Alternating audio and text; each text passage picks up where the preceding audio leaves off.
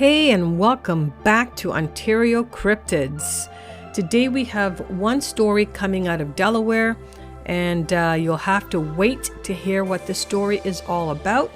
I do want to just say at this point in time, I quickly mentioned the last time that I am going to have a Discord channel. I will have that up and running soon. I will probably do a small video, probably like a 5-minute video on the software itself. I do want to say that it's free. You don't have to pay for anything. You could use it either on your cell phone or you can use it on your computer. But like I said, I'll do a small video discussing how you set it up. And then we will have it available for all you guys to come and join. So why don't we get right to the story? Oh, before we get to the story, if you guys are enjoying these stories, please hit the like button and hit that subscribe button if you're new to my channel. And well, with that being said, I think you guys can go grab yourself a snack and sit back and relax.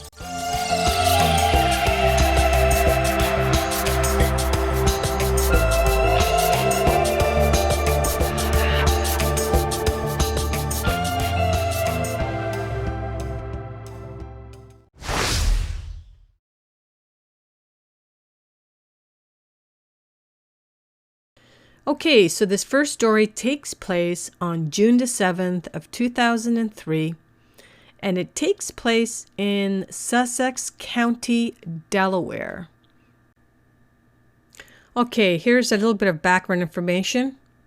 My 18-year-old son and I departed Cape Henlopen State Park on the Atlantic coast near Lewes, Delaware at about 1:30 a.m., June 7th, 2003, after a day of fishing from the park's quarter-mile-long pier. We had intended to catch a couple of hours sleep in my extended cab pickup before starting the 2-hour return trip to our home outside of Annapolis, Maryland. However, we both managed to catnap in our fishing chairs throughout the day, did not feel the least bit tired, so we decided to depart immediately for home.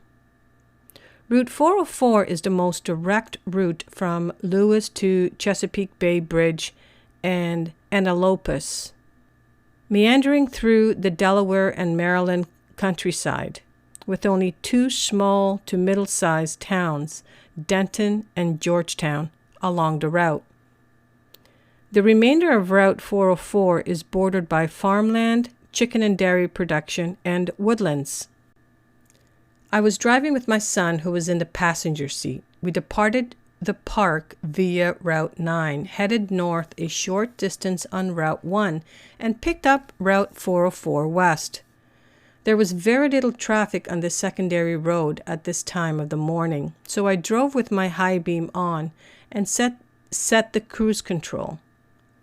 Within a few minutes, I saw a movement along the right side of the road about 100 yards ahead and began braking. A doe stepped onto the berm of the road and crossed from right to left. I continued braking, almost to a complete stop, in case more deer followed the doe, but she apparently was alone. Another few minutes passed before we saw a car approaching from the opposite direction. We could see its headlights glow before we could see the car itself because we were approaching a gentle curve in the road to the right. I flicked my headlights to low beam and in a matter of a few seconds saw the silhouette of a large biped cross the road from the center part of the road across our lane of travel and enter the woods to our right some 100 to 100 feet ahead. My son immediately exclaimed, "What the heck was that?" I asked him if he saw it too, and he said, "Yes, there were 2 of them." "2?" I asked, and then he said, "Yes, a tall one in front and a shorter one 4 to 5 feet behind." My truck was almost slowed to a complete stop by this time because my foot was on the brake as soon as I first spotted the creature. My son and I slowly drove by the spot where they appeared to enter the woods, but we could see nothing. The car that was approaching passed us at this point without slowing down or stopping. I asked my son to describe what he saw. He said a large thing walking on two legs with another, shorter thing following behind. He added that the shorter one was about chest high of the larger one. My son is near 6 feet tall, and he said the larger one was taller than him. I saw the taller one side profile as a silhouette, almost a shadow. It moved across the road quickly, in a purposeful manner. I could see no arms or arm swing. It did not turn its head to look towards us. I could discern no color or body features beyond a head, torso, and legs. There was no accompanying odor. When we passed what we believed to be the creature's entry point in the woods, my son's passenger side window was completely down and mine was partially down.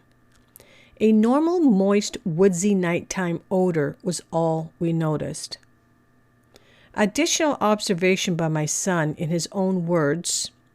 My father saw one thing cross the road, while I saw two. I used the word thing because I truly have no idea what I saw cross the road that night. They were not quadrupeds. The larger one walked upright at a smooth pace, no bouncing around. It didn't seem to speed up as our truck approached. When the oncoming car drew closer to the curve in the road, I then saw the second, a shorter one, in the glow of the other car's headlights. This second, shorter thing followed closely behind the larger thing. I could see that it wasn't standing straight up, like the larger one, but was slightly leaning forward. The silhouette of both things appeared fuzzy, like a picture out of focus. My dad said that he didn't see arms or arm moving, but I could see long arms moving back and forth on both things. The arms didn't move very much, but I could see them. I don't mean to make a joke out of what we saw, but the big thing could have looked like Yao Ming, the Texas basketball player from China, eye to eye. When I first put this encounter down on paper, I described what I saw as a shadow, not as a silhouette.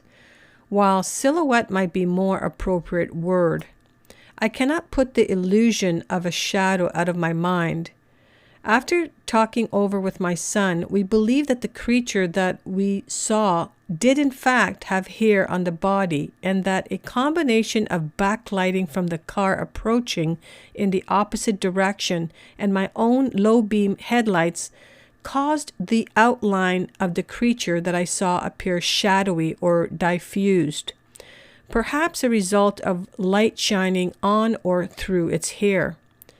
This, perhaps, can be supported by my son's description of the silhouette of both creatures appearing fuzzy or out of focus. This is another great story, obviously, or in my opinion, I believe the father and son witnessed Sasquatches, or if you want to call them Bigfoots, walking or crossing the road, which kind of brings another interesting point. Since COVID, I've noticed a lot more wild animals in my neighborhood. Animals that you normally wouldn't see. For example, I would say was it June, we saw turkeys in the neighborhood. Now you have to remember, I live in the city of Toronto. I live in the outskirts. However, I'm still in the city. There's houses everywhere. What are turkeys doing walking on the sidewalk? It just doesn't make sense. The population of foxes have increased dramatically. So we're seeing a lot more foxes and a lot of coyotes. I'm curious whether for 2020, whether we're going to see way more sightings of Bigfoots and Sasquatches or anything, bears, anything. And the reason I say this is because it seems like since COVID, people haven't really been traversing the forest. They haven't been traversing the trails, etc. So are these beings, when we're speaking about Sasquatches and Bigfoots, are they maybe relaxing their area and traversing or getting closer to neighborhoods, or even getting more daring while crossing the roads or being in farmland, etc.? I'm just curious whether we're going to see way more sightings in 2020. Okay, so that wraps it up for today. If you have a story, please forward it to OntarioCryptids@gmail.com, and I would be happy to share that story. That being said, I would like to wish you all a fantastic Sunday. I hope you all have a wonderful day. Stay safe, and we'll see you all next week.